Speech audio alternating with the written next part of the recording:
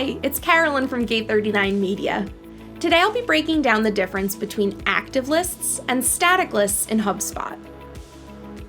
Active lists automatically update based on the filters that you set. When a contact meets your criteria, HubSpot adds them to the list. And if they no longer meet that criteria, HubSpot removes them. All of this is managed automatically so you can spend time on other marketing endeavors. Static lists are like a snapshot of contacts who meet criteria at a specific point in time.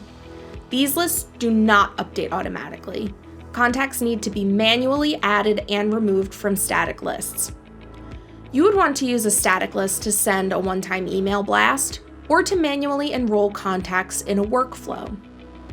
For more tips and tricks on marketing with HubSpot, check out Gate 39 Media's Engine 39 blog. Thanks for joining.